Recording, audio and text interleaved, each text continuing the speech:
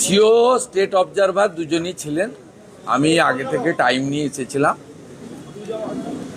আমি ওনাদেরকে মূলত ধন্যবাদ জানালাম। ভবানীপুর এবং নন্দীগ্রামের আমি প্রার্থী ছিলাম।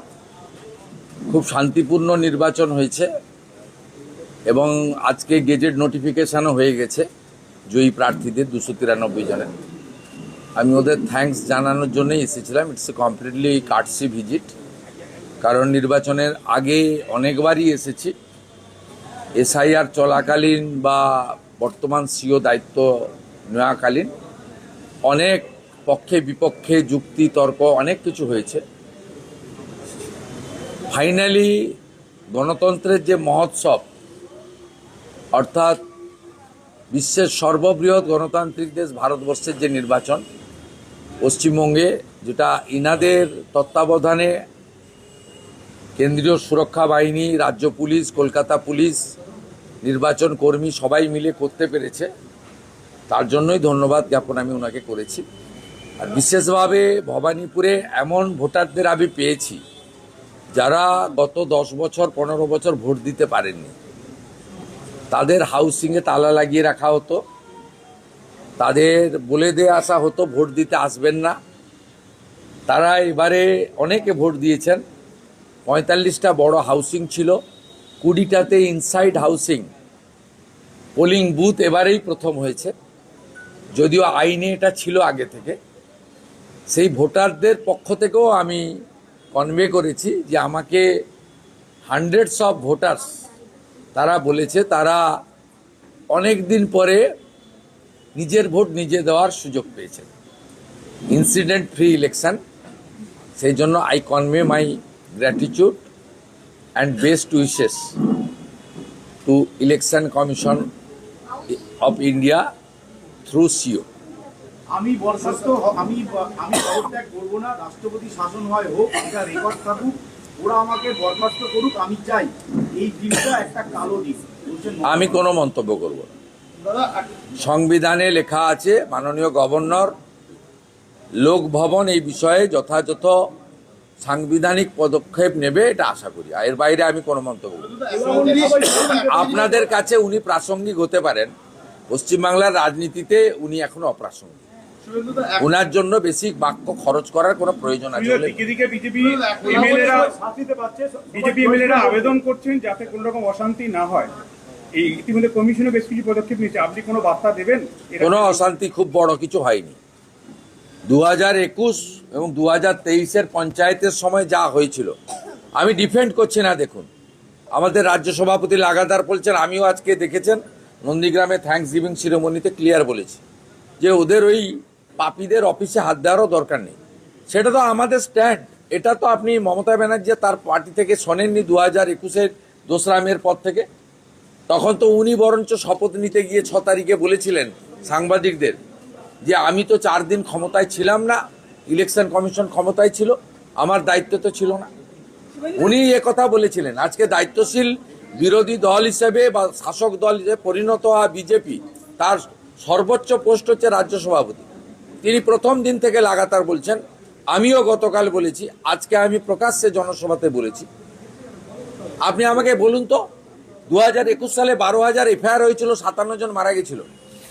আপনি আমাকে বলুন নাম্বার অফ ডেথ, আমি ডিজিপিকে ফোন করলাম, এই দুপুরবেলা ফোন করেছি ডিজিপিকে, আল্লাহ আপনার এফআইআর কত হয়েছে বলুন। বলে ফিউ নাম্বার, 50টা এফআইআরই হয়নি, 12,000 এফআইআর হয়েছে, ভবানী ভবনে পড়ে আছে। রিটায়ার্ড জাস্টিস মঞ্জুলা চেল্লুরের নেতৃত্বে কমিশন করে দিয়েছিল, 100% এফআইআরকে এফআরটি করে দিয়েছেন। ওই ফাইলগুলো খোলাবো। কি ঘটেছে বলুন, ইনসিডেন্ট বলুন, কোন গ্রাম কোথায় হয়েছে বলুন, স্পেসিফিক বলুন। আবারও বলছে শান্তি বজায় রাখুন।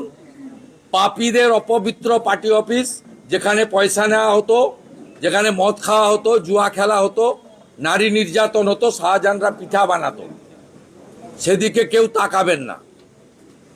আর আইন হাতে তুলে নেওয়ার দরকার নেই।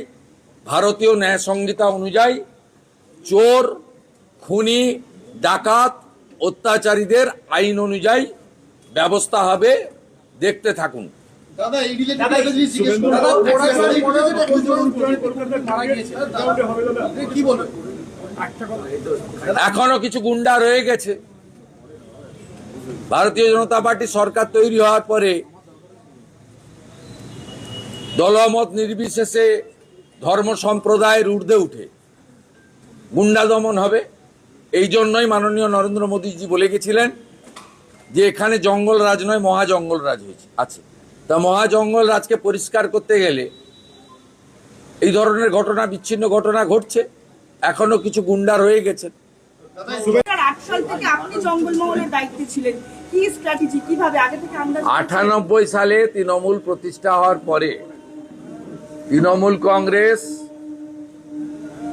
এন্টার জঙ্গলমহল রিজিন, বাঁকুড়া, পশ্চিম মেদিনীপুর অবিভক্ত ইনক্লুডিং ঝাড়গ্রাম, পুরুলিয়াতে ছিল না। সেই কারণে 2009 সালে যখন তৃণমূল 19, তার জোটসঙ্গী কংগ্রেস 6, তার জোটসঙ্গী এসইউসিআই একটা সিট পায়, সেদিনও কিন্তু পশ্চিম মেদিনীপুর ইন্দ্রজিৎ গুপ্ত, ঝাড়গ্রাম থেকে ডাক্তার পুলিন বাসকে, পুরুলিয়া থেকে আমাদের নরহরি মাহাতো, বাঁকুড়া থেকে বাসুদেব আচারিয়া, এরা জিতেছিলেন। তারপরে কার হাত ধরে জঙ্গলমহলে তৃণমূল প্রবেশ করেছে, ইতিহাস তার সাক্ষী। আমি কেন নিজে যারে বড় কয় বড় সে নয়, লোকে যারে বড় কয় বড় সয় হয়।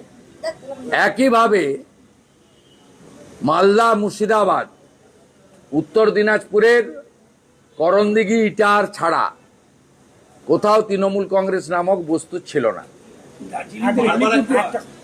না, আমি ওইদিকে আমি বলছি না। ওখানে 2014 লোকসভা ভোটে তৃণমূল প্রার্থীরা থার্ড হয়েছিল মোহাম্মদ আলী, ইদ্রিস আলী, ইন্দ্রনীল সেন, মোয়াজ্জেম হোসেন, সৌমিত্র রায়রা। কার হাত ধরে ওখানে 2019-এর লোকসভা ভোটে তৃণমূল 51% ভোট পেয়েছিল, এটা সবাই জানে। অতএব ইতিহাস আর তথ্য পরিষ্কার বলে দিয়েছে, উনি যদি নিজের দমে মুখ্যমন্ত্রী হতেন 2001-এ হতেন। কার এবং কাদের দমে হয়েছেন 2011-তে, আজকে সেটা প্রমাণিত। আমি আর বাড়াবো না।